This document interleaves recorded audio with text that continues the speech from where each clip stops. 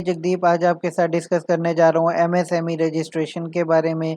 पहले MSME registration जो था वो उद्योग आधार के नाम से मिलता था, जो कि अब उद्यम रजिस्ट्रेशन के नाम से मिलता है, जिसके लिए गवर्नमेंट ने आपको प्रोवाइड कर दिया है ये न्यू पोर्टल, जहां पर जाकर आप अपना उद्यम रजिस्ट्रेशन करवा सकते हैं। पर एक बात ध्यान रहे कि beware of a fake site, Udyam registration is a free of cost. इसके लिए गवर्नमेंट आपसे किसी तरीके के कोई भी चार्जेस नहीं लेती है, ये एकदम फ्री है।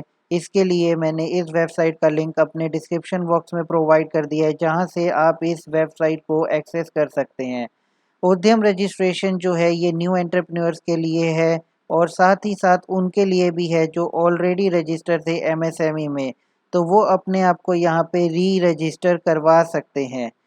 इसके लिए गवर्नमेंट ने कुछ टर्नओवर का क्राइटेरिया भी दिया हुआ है, जो कि आपको यहाँ पे प्रोवाइड किया हुआ है इन डिटेल में। अगर आप इसे जानना चाहते हैं तो यहाँ पे आप क्लिक करके पढ़ सकते हैं। माइक्रो एंटरप्राइजेज में वो फॉल करते हैं जिनकी प्लांट एंड मशीनरी 1 करोड़ से एक्सीड नहीं होती और टर्नओवर 5 करोड़ से ज़्यादा नहीं होता, और स्मॉल एंटरप्राइजेज में जिनकी plant and machinery and equipment जो है 10 करोड़ से एक्सीड नहीं होता और टर्नओवर 50 करोड़ रुपीज़ से एक्सीड नहीं होता। और मीडियम एंटरप्राइजेज में वो सभी आते हैं जिनकी प्लांट एंड मशीनरी और इक्विपमेंट 50 करोड़ से एक्सीड नहीं होता और टर्नओवर 250 करोड़ से एक्सीड नहीं होता। एमएसएमई के लिए गवर्नमेंट बहुत तरह के बेनिफिट्स प्रोवाइड करवाती है, इसीलिए एमएसएमई में रजिस्टर करवाना सभी के लिए बेनिफिशियल है जो भी उन लिमिट्स में फॉल करता है। अगर आप ऑलरेडी रजिस्टर थे, तो जैसे मैंने आपको बताया आपको री रजिस्टर करवाना ही होगा। उसके लिए आप यहाँ पे जैसे ही क्लिक करेंगे तो आपके सामने ये साइट ओपन हो जाएगी, जहाँ पे आप अपना आधार नंबर डालेंगे, ओटीपी का मेथड सेलेक्ट करेंगे और जैसे ही आप इसे वैलिड एंड जनरेट ओटीपी करेंगे तो आपके सामने भी वही पोर्टल ओपन हो जाएगा जो कि न्यू एंटरप्रेन्योर के लिए होता है। तो मैं इसमें आपको न्यू एंटरप्रेन्योर का करके दिखा रहा हूँ कि उसके लिए हमें अगर उद्यम रजिस्ट्रेशन करवाना है तो वो किस तरीके से किया जा सकता है। अगर आप न्यू एंटरप्रेन्योर है तो आप जैसे ही इस पर क्लिक करेंगे आपके सामने ये साइट ओपन होगी, जहाँ पे आपको अपना आधार नंबर डालना है और नेम एज पर आधार डालना है और उसके बाद आप वैलिड एंड जनरेट करेंगे ओटीपी। अब अगला क्वेश्चन आता है कि यहाँ पे आधार नंबर किसका डालें। तो अगर आप प्रोप्राइटरशिप फर्म है तो प्रोप्राइटर का आधार नंबर आएगा। अगर आप अपना business as a partnership firm run कर रहे हैं तो मैनेजिंग पार्टनर का आएगा। और अगर आप एचयूएफ हैं तो आपको यहाँ पे कर्ता का आधार नंबर डालना और नेम एज पर आधार आएगा। इसके बाद अगर आप कंपनी हैं, एलएलपी हैं, कोऑपरेटिव सोसाइटी हैं या सोसाइटी हैं या ट्रस्ट हैं तो वहाँ पे ऑथराइज सिग्नेटरी का या आपको पैन नंबर और आधार नंबर उन्हीं का यहाँ पे फिल करना है और नेम एज पर आधार उन्हीं का आएगा। तो मैं आपको यहाँ पे आधार नंबर और पैन नंबर डालकर वैलिड करके दिखा रहा हूँ। तो जैसे ही आप उसे वैलिड एंड जनरेट ओटीपी कर देंगे, ओटीपी डालने के बाद आपके पास ये साइट ओपन हो जाएगी जहाँ पर आ रहा है your Aadhaar has been successfully verified, you can continue Udyam registration process. अब आप नीचे जाएंगे तो आपसे यहाँ पे पूछा जा रहा है टाइप ऑफ ऑर्गेनाइजेशन। तो यहाँ पे आप डिफरेंट टाइप्स ऑफ ऑर्गेनाइजेशन में से जिस तरीके की भी आपकी ऑर्गेनाइजेशन है आप उसे चूज़ कर सकते हैं। यहाँ पे मैं प्रोप्राइटरशिप का रजिस्ट्रेशन कर रहा हूँ तो मैंने यहाँ पे प्रोप्राइटरशिप ले ली। फिर नेक्स्ट पूछते हैं कि क्या आपके पास पैन नंबर है। अगर आपके पास पैन नंबर है तो आप यस करेंगे, अदरवाइज़ आप नो कर सकते हैं। तो यहाँ पे मैंने यस किया और यहाँ पे अब हम अपना पैन नंबर फिल कर देंगे। तो पैन नंबर डालने के बाद यहाँ पे वैलिडेट पैन के लिए बोला जा रहा है। जैसे ही हम इसे वैलिडेट करेंगे तो हमारे पास ये एक मैसेज आ जाता है, your PAN has been successfully verified, some field of the form will be disabled field will be automatically filled after verification from PAN data. एक बात ध्यान रखेंगे कि जीएसटी रजिस्ट्रेशन मैंडेटरी हो जाएगा उद्यम रजिस्ट्रेशन के लिए 1/4/2021 से। अभी के लिए आप विदाउट जीएसटी भी इसे अप्लाई कर सकते हैं, पर वो रजिस्ट्रेशन वैलिड होगा सिर्फ 31 मार्च 2021 तक। उसके बाद वो इनवैलिड हो जाएगा अगर आपके पास जीएसटी नंबर नहीं होगा। तो इसीलिए 1/4/2021 से सभी को यहाँ पे जीएसटी नंबर लेना पड़ेगा जो भी उद्यम रजिस्ट्रेशन का बेनिफिट लेना चाहते हैं। इसके बाद आ रहा है कि enterprises having export and wanting to avail of the benefit accruing to MSME sector must provide their PAN. Having PAN would be mandatory even otherwise for all with effect from 1/4/2021।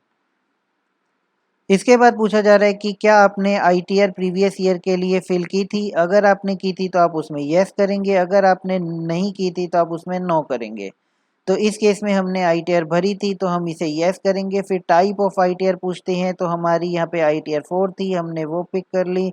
उसके बाद पूछ रहे हैं कि आपके पास जीएसटीएन है, तो अगर आपके जीएसटीएन है तो आप इसे यस करेंगे और नहीं है तो यहाँ पे आप इसे नो करेंगे। इसके बाद यहाँ पे हमारे पास एक और नोट दिया हुआ है कि अगर आपने प्रीवियस ईयर में आईटीआर फिल ही नहीं की, आपने यहाँ पे नो किया है, या फिर आपने सिर्फ आईटीआर 4 भरी है, तो नीचे की कुछ डिटेल्स जो होंगी वो आपके पास सेल्फ डिक्लेरेशन बेसिस पे होंगी, वो ऑटो फिल नहीं होंगी। तो उस केस में उसे हमें खुद फिल करना पड़ेगा। फिर नीचे आपसे पूछा जा रहा है name of entrepreneurs as per PAN and Aadhaar. तो यहाँ पे आप अपना एज पर पैन और आधार अपने एंटरप्रेन्योर का नेम फिल करेंगे और उसके बाद उनका मोबाइल नंबर और यहाँ पे उनकी मेल आईडी आ जाएगी। नेक्स्ट हमसे पूछा जा रहा है कि सोशल कैटेगरी कैसी है, जनरल है, एससी है, एसटी है, ओबीसी है। तो आप जिस कैटेगरी से भी बिलोंग करते हैं आप उसे पिक कर लेंगे। और इसके बाद आता है जेंडर, तो मेल फीमेल एंड अदर, जिस जेंडर से आप बिलोंग करते हैं उस पर क्लिक कर देंगे। इसके बाद आता है कि क्या आप स्पेसिफिकली एबल्ड हैं, तो आप हैं तो यस करेंगे और नहीं है तो नो करेंगे। नेक्स्ट नेम ऑफ एंटरप्राइजेज आएगा। ये फील्ड जो है ऑटो फील्ड होती है पर ये एडिटेबल फील्ड है, तो आप अपने एंटरप्राइजेज का नेम यहाँ पे जो रखना चाहते हैं वो रख सकते हैं। नेक्स्ट है प्लांट एंड यूनिट नेम, तो जो भी आपके प्लांट एंड यूनिट का नेम है आप वो भी यहाँ पे फिल कर सकते हैं। उसके बाद यहाँ पे आपसे पूछा जा रहा है लोकेशन ऑफ प्लांट, तो जहाँ पे भी आपका ये प्लांट है वहाँ की आप लोकेशन यहाँ पे फिल कर सकते हैं। उसके बाद यहाँ पे 13 नंबर फील्ड में आपसे आपका ऑफिस एड्रेस पूछा जा रहा है। ऑफिशियल एड्रेस जो भी हो आप यहाँ पे फिल करेंगे।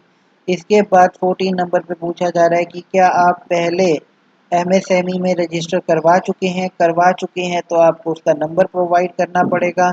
सपोज़ अगर हम यहाँ पे करते हैं तो यहाँ पे आपको आपका पहले एमएसएमई में क्या नंबर था, यूएएम नंबर, वो यहाँ पर देना पड़ेगा। अगर आपके पास कुछ नहीं था तो आप यहाँ पे नॉट एप्लीकेबल भी कर सकते हैं।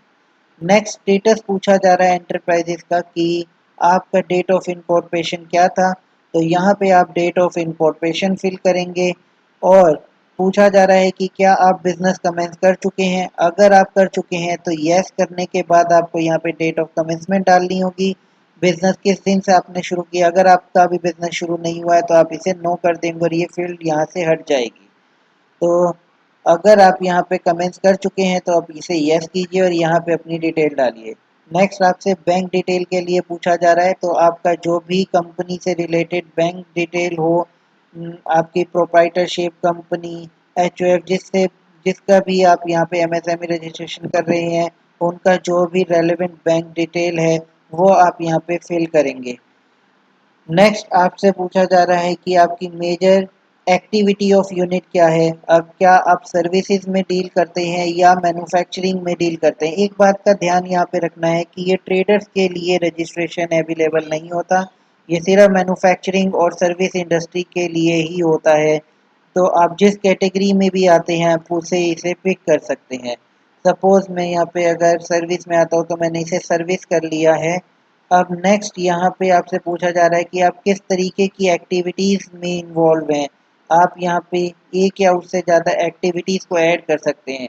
लाइक अगर हम टैक्स कंसल्टेंसी देते हैं तो यहाँ पे जाकर हमने जैसे ही टैक्स कंसल्टेंसी लिखा तो यहाँ पे और उसे सेलेक्ट किया तो यहाँ पर हमारा टैक्स कंसल्टेंसी और उसका कोड आ गया। ये एक सर्विस है और नीचे की फील्ड ऑटोमेटिकली फिल हो गई और यहाँ से हम इसको ऐड कर सकते हैं।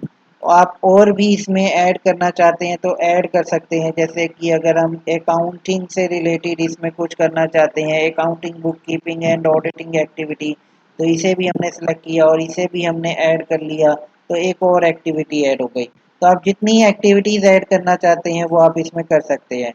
नेक्स्ट डिटेल आपसे पूछी जा रही है कि आपके यहाँ पे कितने नंबर ऑफ पर्सन एम्प्लॉयड हैं। तो जितने मेल फीमेल और अदर्स हैं आप उनकी यहाँ पे नंबर ऑफ एम्प्लॉयज़ की डिटेल यहाँ पे फिल कर सकते हैं। नेक्स्ट यहाँ पे आपको यहाँ पे इंफॉर्मेशन दी जा रही है कि अगर आपके पास पेन है और आपने पहले आईटीआर फिल की हुई है, आईटीआर 3, 5 एंड 6, तो आपके यहाँ पे डब्ल्यूडीवी एंड आपकी यहाँ पे net investment and turnover, export turnover, net turnover automatically fill की जाएगी फ्रॉम आईटीआर। पर अगर आपने आईटीआर 4 फिल की थी तो यहाँ पे डब्ल्यूडीवी आपकी सेल्फ डिक्लेरेशन बेसिस पे आएगी, जबकि टर्नओवर आपकी और नेट इन्वेस्टमेंट आपकी जो होंगी वो आपकी आईटीआर से ली जाएगी। और अगर आपने आईटीआर फिल ही नहीं की थी तो ये सभी कॉलम्स जो होंगे वो सेल्फ डिक्लेरेशन बेसिस पे होंगे। नेक्स्ट आपसे पूछा जा रहा है कि क्या आप इंटरेस्टेड हैं गवर्नमेंट के ई मार्केट पोर्टल पर रजिस्टर करवाने के लिए और TREDS पोर्टल पर रजिस्टर करवाने के लिए, तो इसे आप यस कर देना। ये गवर्नमेंट आपको एमएसएमई प्लेयर्स को कुछ और बेनिफिट दे रही है। जो भी एमएसएमई में रजिस्टर हैं वो इन पोर्टल पर भी अपने ट्रेड कर सकते हैं। नेक्स्ट आपसे पूछा जा रहा है कि डिस्ट्रिक्ट एंड इंडस्ट्री सेंटर क्या है। तो अगर आपने ऊपर की इंफॉर्मेशन फिल की है तो ये अपने आप आ जाएगा, जिसे आपको चूज़ करना है और सेलेक्ट करके जैसे ही आप क्लिक करेंगे तो वो सिलेक्ट हो जाएगा। नेक्स्ट जब आपका ये पूरी इंफॉर्मेशन फिल हो जाए तो आप इसे एक बार रिव्यू कर लीजिए ताकि किसी भी तरीके की कोई गलती ना रहे इसमें, और ये सारी इंफॉर्मेशन जो भी आपने प्रोवाइड की है वो वैलिड हो। इसके बाद आप इसे सबमिट कर सकते हैं और फाइनल ओटीपी आने के बाद जैसे ही आप इस पे ओटीपी डालेंगे तो आपके पास एक यूएएम नंबर जनरेट हो जाएगा, जिस यूएएम नंबर से आप इसे बाद में फ्यूचर में कभी भी अपना सर्टिफिकेट डाउनलोड कर सकते हैं। जिसके लिए आपको ऊपर इस टैब पर जाना है सर्टिफिकेट के, यहाँ पे प्रिंट उद्यम रजिस्ट्रेशन सर्टिफिकेट जो है इस पे क्लिक करेंगे और जैसे ही आप यहाँ पे क्लिक करेंगे तो यहाँ पे आपको अपना यूएएम नंबर देना होगा, ओटीपी मेथड सेलेक्ट करना होगा और जैसे ही आप वैलिड जनरेट ओटीपी करेंगे तो उसके बाद आपके पास यहाँ पे आपका सर्टिफिकेट आपको अवेलेबल हो जाएगा। अब ये प्रोसेस में बहुत ज़्यादा वेरिफिकेशन होती है, इसीलिए ये अब रजिस्ट्रेशन का सर्टिफिकेट आपको हैंड टू हैंड नहीं मिलता है। ये आपको विद इन 1 वीक और 2 वीक की वेरिफिकेशन के बाद मिलेगा, जिसका नोटिफिकेशन आपकी मेल पर भी आ जाएगा। So this is the end of this video and thanks for listening.